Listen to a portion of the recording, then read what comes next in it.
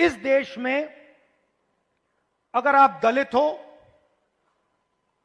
पिछड़े वर्ग के हो, आदिवासी हो, माइनॉरिटी हो,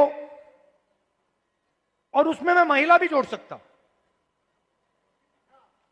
पिछड़ा बोला, ईबीसी हो, अति दलित हो, अगर आप अपर कास्ट के नहीं हो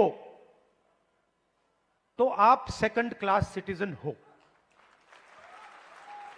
और मैं ये ऐसे नहीं बोल रहा हूं, मैं सोच समझ के बोल रहा हूं, मैं पढ़ लिख के बोल रहा हूं, और मैं सिस्टम को बहुत गहराई से देखने के बाद बोल रहा हूं। मैं आपको 2-3 उदाहरण देना चाहता हूं। तेलंगाना में हमने कास्ट सेंसस किया, और बात अब तेलंगाना में कास्ट सेंसस से बहुत आगे निकल गई है।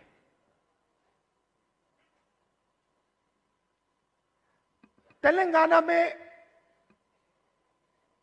हम आपको ऐसा इंफॉर्मेशन दे सकते हैं, सामाजिक इंफॉर्मेशन, कि आप अपने सपने में भी नहीं देख पाओगे। वो कैपेबिलिटी अब तेलंगाना की सरकार के हाथ में है। मैं आपको आज स्टेज से बता सकता हूं कि अगर आप तेलंगाना में देखें और उन लोगों की लिस्ट निकालें जिन्होंने बैंक लोन लिया है, सरकारी बैंक लोन, सरकारी बैंक से लोन या प्राइवेट बैंक से लोन, उस लिस्ट में आपको ना एक ओबीसी मिलेगा, ना एक ईबीसी मिलेगा, ना एक दलित मिलेगा, ना एक आदिवासी मिलेगा।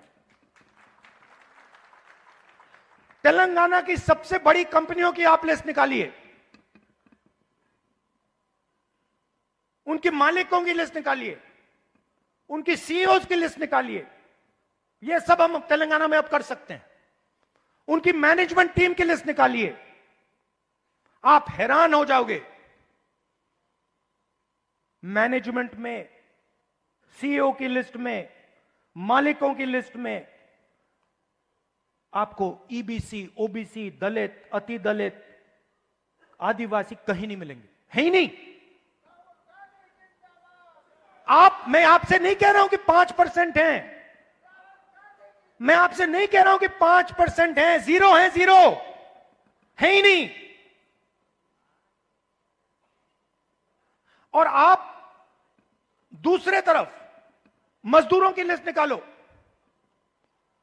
जो 21वीं सदी के नए मजदूर बने, गिग वर्कर्स, जो उबर चलाते हैं, जो 21वीं सदी की मजदूरी करते हैं, उनकी लिस्ट निकालो।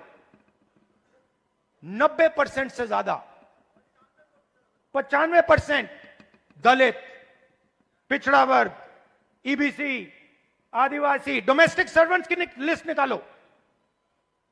दलित, ओबीसी, ईबीसी, आदिवासी, अति दलित।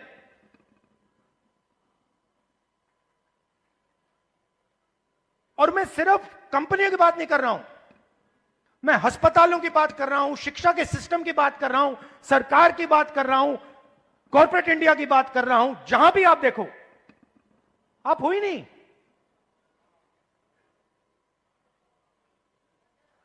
और तेलंगाना में अब वो पूरा का पूरा डेटा हमारे हाथ में है, जो नरेंद्र मोदी जी आपके हाथ नहीं डालना चाहता है। इसीलिए आपने देखा कि जैसे ही हमें वो डेटा दिखा, हमने रिजर्वेशन को बढ़ा दिया।